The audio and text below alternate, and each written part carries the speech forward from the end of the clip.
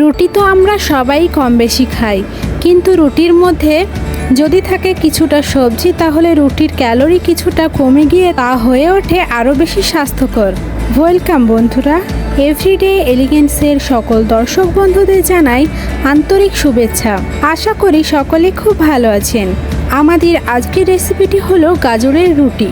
তার জন্য আমি এখানে দুটি গাজর খোসা ছাড়িয়ে পরিষ্কার জল দিয়ে দিলাম।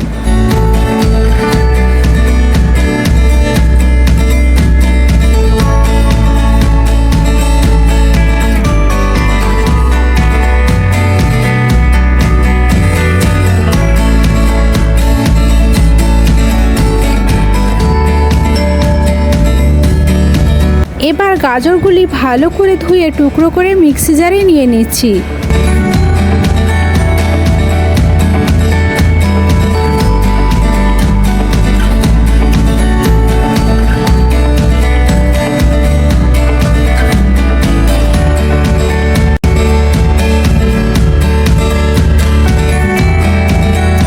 চলুন এবার এটাকে পেস্ট করে নিই একটু জল দিয়ে।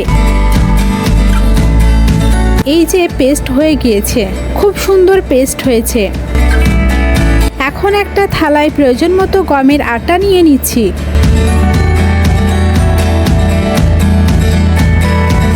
এবার আটাটা ওই গাজরের পেস্ট দিয়ে মেখে নেব। প্রথমে জল দেব না, পেস্ট দিয়ে মাখার পর যদি জলের প্রয়োজন হয় অবশ্যই ব্যবহার করব, নইলে নয়।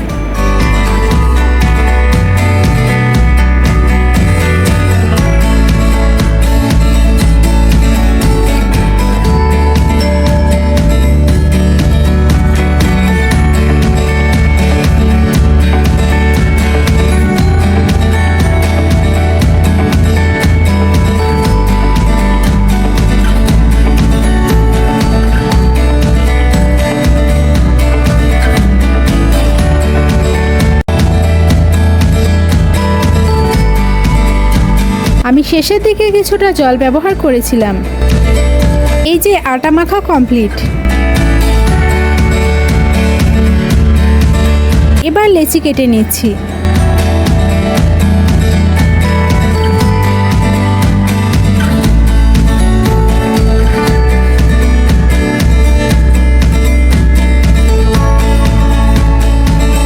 লেচিগুলি গোল করে নিলাম।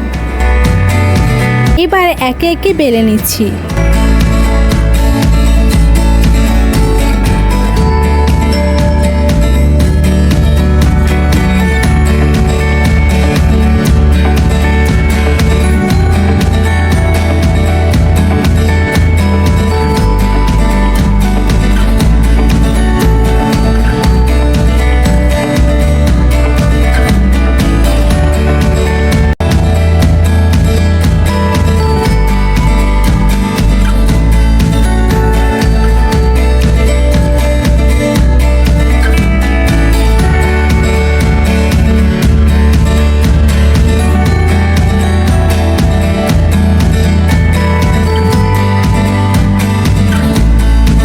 তারপর গ্যাসে তাওয়া বসিয়ে তাওয়াটা গরম হলে একটি রুটি দিয়ে দিলাম।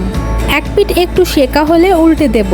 দ্বিতীয় পিঠ একটু সেকে নিয়ে আবারও উল্টে দিয়ে একটি বাটির সাহায্যে চেপে দিলেই রুটি সুন্দর ফুলে উঠবে।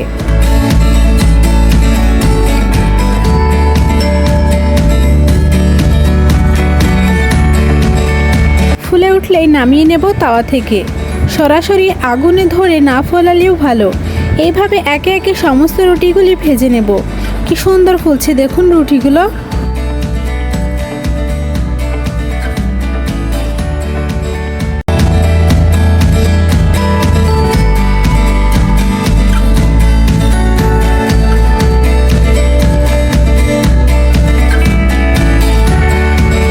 এই যে সব রুটিগুলি ভেজে নেওয়া হয়ে গিয়েছে।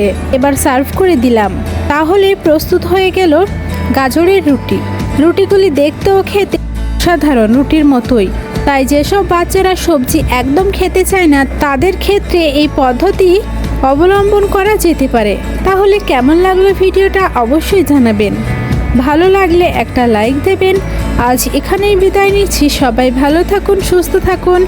সবাই নিজের শরীরের যত্ন নেবেন, কারণ নিজে ভালো থাকলে তবেই তো পরিবারের সবাইকে ভালো রাখা সম্ভব হবে। আর হ্যাঁ, এভরিডে এলিগেন্সের সঙ্গে থাকবেন। ধন্যবাদ।